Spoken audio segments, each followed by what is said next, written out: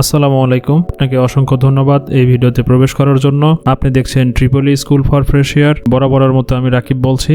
আজ আপনার সামনে উপস্থাপন করতে যাব একটি নষ্ট মনিটর বা একটি খারাপ মনিটর কিভাবে ভালো করা যায়। বিজলি চমকানোর কারণে অথবা শর্ট সার্কিটের কারণে হঠাৎ রানিং কোনো মনিটর বন্ধ হয়ে যায়, তাহলে সেটাকে কিভাবে ভালো করতে হয় সেই ট্রিক্সটা আপনাদের সামনে আজকে শেয়ার করব। তো চলুন শুরু করা যাক। এর আগে একটু অনুরোধ, আপনি যদি আমার চ্যানেলে নতুন হয়ে থাকেন তাহলে অবশ্যই সাবস্ক্রাইব বাটনে প্রেস করে বেল বাটনটি অল করে দিবেন। আপনার কোনো মতামত থাকলে সেটি কমেন্টে জানাবেন, ভিডিওটিতে একটি লাইক করবেন এবং বন্ধুদের মধ্যে শেয়ার করতে ভুল করবেন না। এখানে আমরা দেখতে পাচ্ছি একটি ডেল মনিটর নিয়েছি।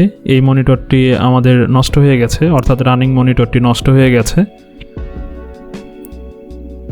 আমি পাওয়ার বাটনে প্রেস করছি কিন্তু কখনোই দেখা যাচ্ছে যে এটার লাইট আসছে না বা মনিটরটি অন হচ্ছে না।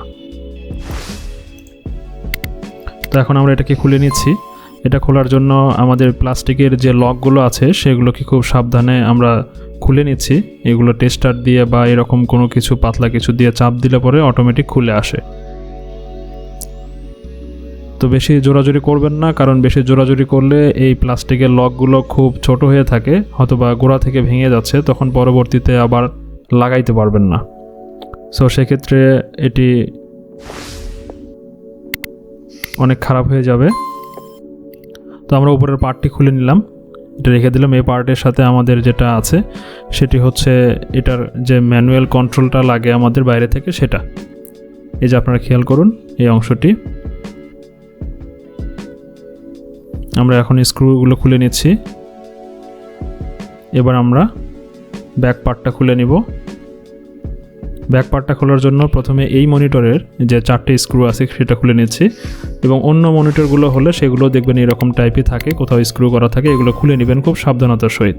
আমরা ব্যাক পার্টটা খুলে নিলাম, এটাকে সাইডে রাখছি। এখন আমরা যেটা দেখতে পাচ্ছি সেটা হচ্ছে যে মনিটরের মেইন যে বোর্ডটা থাকে, অর্থাৎ আমরা যদি মাদারবোর্ড বলি, মাদারবোর্ড এবং পাওয়ার ইউনিট থাকে। তো আমাদের এগুলো কিভাবে অ্যাসেম্বল করা থাকে আপনাদেরকে একটু দেখাচ্ছি। আমরা একটা রিবন খুলে নিলাম, এই পাশ থেকে আরেকটি রিবন আছে, এই রিবনটা আমরা খুলে দিচ্ছি। এবং ফাইনালি আমাদের প্যানেলে যে পাওয়ারটি গিয়েছে সেই মনিটরটি, অর্থাৎ আমাদের প্যানেলে যে পাওয়ারটি গেছে সেই রিবনটি আমরা খুলে নেব। এটা এই জায়গাটাতে অবস্থিত। এ পাশে চাপ দিয়ে হালকা করে টান দিবেন খুব সাবধানতার সহিত, কারণ এগুলো অনেক চিকন। হালকা করে চাপ দিবেন, টান দিবেন, এই যে খুলে আসলো। আমরা পুরোটা আলাদা করে ফেললাম। এই অংশটির নাম হচ্ছে মাদারবোর্ড। এটি আমাদের এই পুরো সিস্টেমটাকে কন্ট্রোল করে থাকে। আমরা এই কালো কভারটি সরিয়ে নিচ্ছি। যে অংশটা আমরা দেখতে পাচ্ছি এই অংশটা হচ্ছে পাওয়ার সাপ্লাই, অর্থাৎ মাদারবোর্ডকে বা পুরো প্যানেলটাকে পাওয়ার করার জন্য, পাওয়ার আপ করার জন্য এই পাওয়ার সাপ্লাই থেকে বিভিন্নভাবে বিভিন্ন রেটিংয়ের পাওয়ারগুলো ছড়িয়ে যায়। তো আমরা এটার খোলার জন্য আমরা স্ক্রুগুলো খুলে নিলাম, এবং মাদারবোর্ডের সাথে যে কমিউনিকেশন কেবলটি আছে বা যে জাম্পার কেবলটি আছে আমরা এটাকে ডিটাচ করে নিলাম বা খুলে নিলাম। এই হলো আমাদের প্যানেল, এটাই হচ্ছে আমাদেরকে দেখা যায় সামনে থেকে। এই হলো প্যানেল, এটা হচ্ছে ক্যাসিং যেখানে আমাদের পাওয়ার ইউনিটটি ছিল, এটা সামনের অংশ। এটা পাওয়ার সাপ্লাইয়ের পিছনের অংশ, এটা দেখতে কেমন, এটা সামনের অংশ। এই কয়েকটা কম্পোনেন্ট দিয়ে আসলে পাওয়ার সাপ্লাই বানানো হয়েছে। তো আমরা কি করব, প্রথমে এটাকে পাওয়ার আপ করে দেখব যে আসলে সমস্যাটা কি।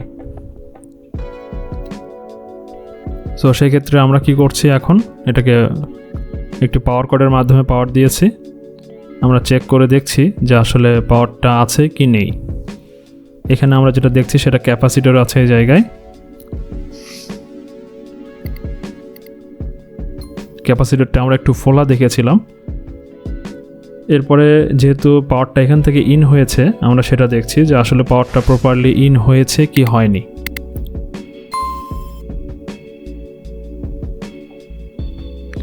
সো আমরা দেখতে পেলাম পাওয়ারটা প্রপারলি ইন হয়নি, তাহলে সেক্ষেত্রে বেশ কয়েকটা সমস্যা হতে পারে। আমরা পাওয়ার কর্ডটা চেক করে দেখছি যে আসলে পাওয়ার কর্ডটি ঠিক আছে কিনা। এমনও তো হতে পারে পাওয়ার এই লাইনটি আসলে নষ্ট। আপনারা খেয়াল করুন এখানে দেখাচ্ছে এবং আমরা নবটা কোথায় রেখেছি, এই অবস্থায় আমরা এখানে চেক করে দেখছি।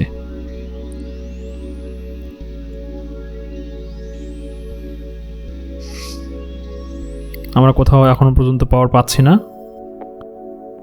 এই যে আমাদের এই ইউনিটটাকে আমরা ফল্টি পেয়েছি, অর্থাৎ এই যে সামনের অংশটুকু আছে এবং এই অংশটুকু, অর্থাৎ এই দুইটা অংশ আমরা ক্যাপাসিটরটা দেখছি একটু ফোলা ফেটে গেছে। আমরা এই ক্যাপাসিটরটা চেঞ্জ করে দিচ্ছি।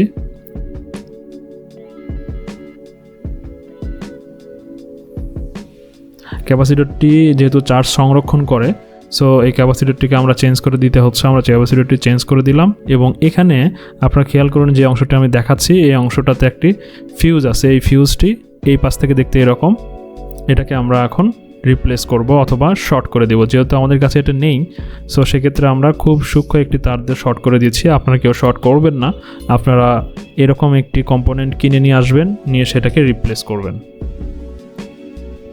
এই যে দেখুন আমাদের মিটারে এখন আমরা এই বাল্বটি দিয়ে ক্যাপাসিটর ডিসচার্জ করে দিচ্ছি, অর্থাৎ ক্যাপাসিটরটি চার্জ অবস্থায় ছিল, এখন এটা দেওয়ার পরে ডিসচার্জ হয়ে গেল, আমাদের কাটটি কমপ্লিট হয়ে গেছে।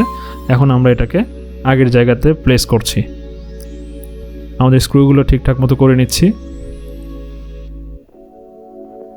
আমাদের মাদারবোর্ডের সাথে যে কমিউনিকেশন জাম্পার কেবলটি আছে সেটা লাগিয়ে দিলাম এবং ফাইনালি আমরা এটাকে আগের মতো করে ঢেকে দিচ্ছি এবং এটা কাভারিং করে ফেললাম ঠিক আগের মতো। এখন আমরা কি করব, এটাকে টেস্ট বেসিস আগে দেখব যে আসলে পাওয়ারটি দেওয়ার ওটা ঠিক করার পরে আসলে মনিটরে পাওয়ার আসছে কি আসছে না।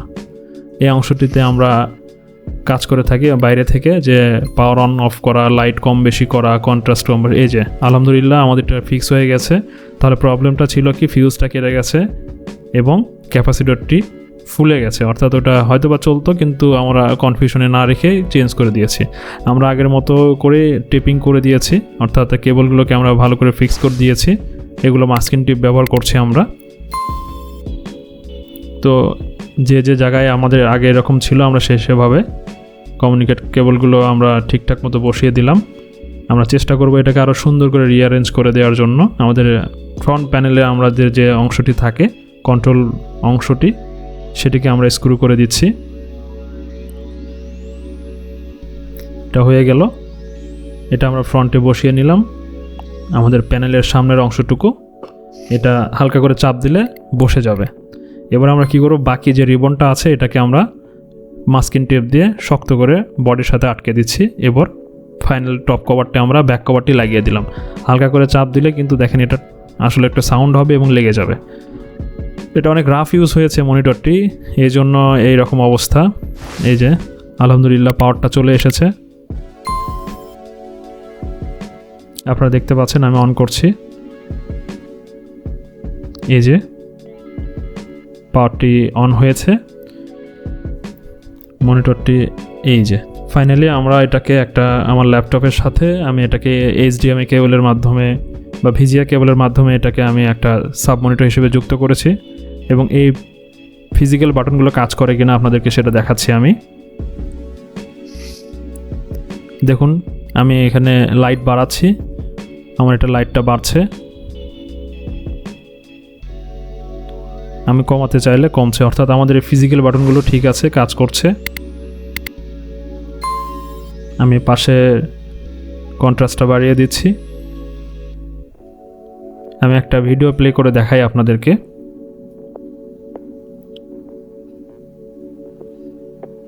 অর্থাৎ শুধু মনিটরটা অন হলে না, এটা প্রপারলি কাজ করছে কিনা, লাইট ঠিক আছে কিনা, কালার ঠিক আছে কিনা, এই সবগুলোই দেখার বিষয়, শুধু পাওয়ার অফ হলেই হবে না।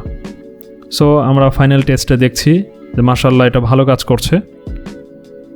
আপনারা দেখতে পাচ্ছেন আমি আমার চ্যানেলে একটি ভিডিও ছেড়েছি অলরেডি এই ব্যাটারি চার্জারের ওপর, 12 ভোল্টের ব্যাটারি চার্জারের ওপর, সেটা আপনারা দেখতে পাচ্ছেন। তো এই ছিল একটি টিভি বা একটি মনিটরকে ঠিক করার একটা গোপন ট্রিক্স বলতে পারেন, যেটার জন্য আপনার খুব বেগ পেতে হতো, অন্যের কাছে যেতে হতো, ইলেকট্রনিক সার্ভিস সেন্টারে যেতে হতো। আশা করি যেতে হবে না। সো আমাদের সাথে থাকার জন্য আপনাকে অনেক ধন্যবাদ, ভালো থাকবেন। আসসালামু আলাইকুম।